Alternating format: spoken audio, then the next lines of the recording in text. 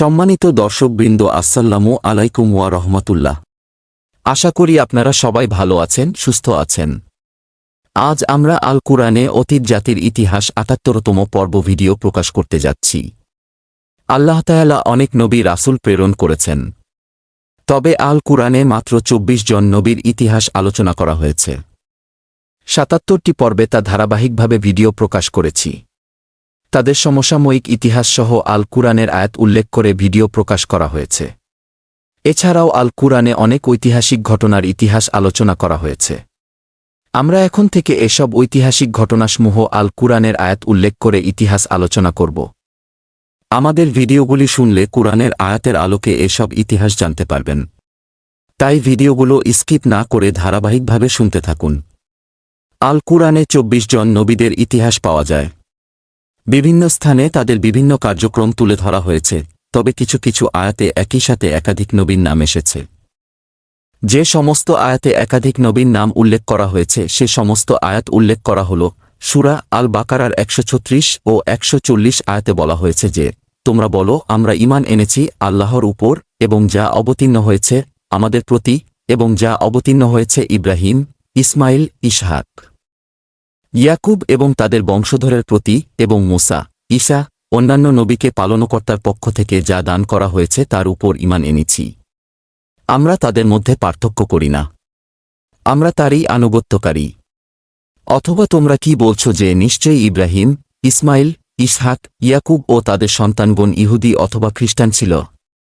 আপনি বলে দিন, তোমরা বেশি জানো না আল্লাহ বেশি জানেন? সূরা আল ইমরানের ৩৩ ও ৮৪ আয়াতে বলা হয়েছে যে নিঃসন্দেহে আল্লাহ আদম, নূহ ও ইব্রাহিমের বংশধর এবং ইমরানের খানদানকে নির্বাচিত করেছেন, যারা পরস্পরের বংশধর ছিলেন। আল্লাহ শ্রবণকারী ও মহাজ্ঞানী।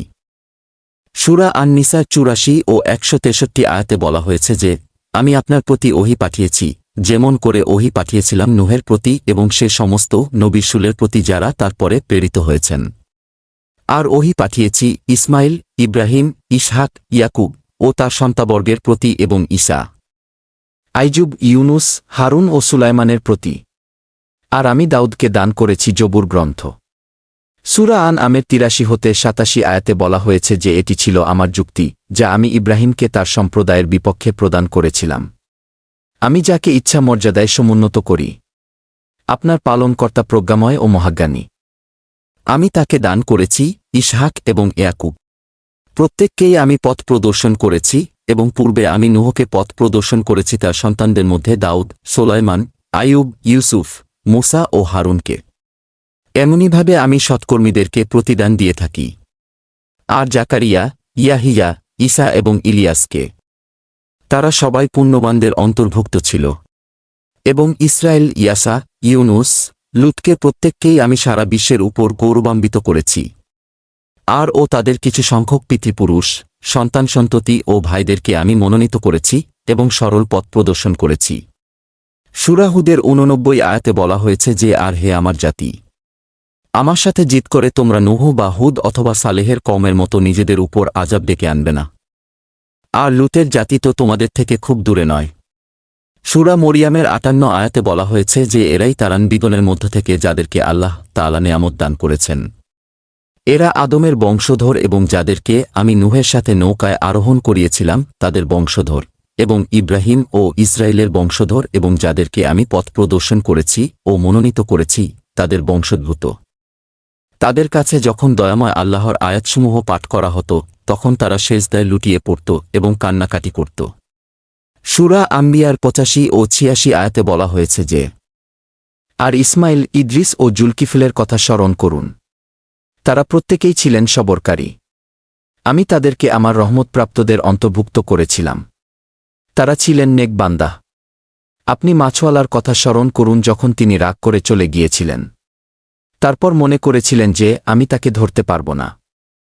সে সময় তিনি অন্ধকারের মধ্যে আহ্বান করলেন, তুমি ব্যতীত কোনো উপাস্য নেই। তুমি নির্দোষ, আমি গুনাহগার। সূরা হজের ৪২ হতে ৪৫ আয়াতে বলা হয়েছে যে তারা যদি আপনাকে মিথ্যাবাদী বলে তবে তাদের পূর্বে মিথ্যাবাদী বলেছে নূহ, আদ, শামুদ, ইব্রাহিম ও লুতের কমে, এবং মাদিয়ানের অধিবাসীরা, এবং মিথ্যাবাদী বলা হয়েছিল মুসাকেও। আমি কাফেরদেরকে সুযোগ দিয়েছিলাম। এরপর তাদেরকে পাকড়াও করেছিলাম। অতএব কি ভীষণ ছিল আমাকে অস্বীকৃতির পরিণাম। আমি কত জনপদ ধ্বংস করেছি এমতাবস্থায় যে তারা ছিল গুনাহগার। এই সব জনপদ এখন ধ্বংসস্তূপে পরিণত হয়েছে এবং কত জনসম্পদ পরিত্যক্ত হয়েছে ও কত সুদৃঢ় প্রাসাদ ধ্বংস হয়েছে।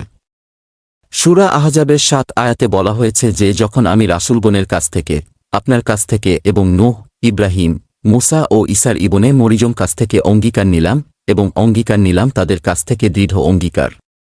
সূরা সাদের ৪৫ হতে ৪৯ আয়াতে বলা হয়েছে যে স্মরণ করুন হাত ও চোখের অধিকারী আমার বান্দা ইব্রাহিম, ইসহাক ও ইয়াকুবের কথা, আমি তাদের এক বিশেষ গুণ তথা পরকালের স্মরণ দ্বারা স্বাতন্ত্র্য দান করেছিলাম। আর তারা আমার কাছে মনোনীত ও সৎলোকদের অন্তর্ভুক্ত। স্মরণ করুন ইসমাইল, আল ইয়াসা ও জুলকিফলের কথা। তারা প্রত্যেকেই গুণীজন। এ এক মহৎ আলোচনা। আল্লাহভীরুদের জন্য রয়েছে উত্তম ঠিকানা। সূরা আশ-শূরার ১৩ আয়াতে বলা হয়েছে যে তিনি তোমাদের জন্য দ্বীনের ক্ষেত্রে সে পথই নির্ধারিত করেছেন যার আদেশ দিয়েছিলেন নূহকে। আমি আদেশ করেছি আপনার প্রতি এবং যার আদেশ দিয়েছিলাম ইব্রাহিম, মূসা ও ঈসাকে এই মর্মে যে তোমরা দ্বীনকে প্রতিষ্ঠিত করো এবং তাতে অনৈক্য সৃষ্টি করো না।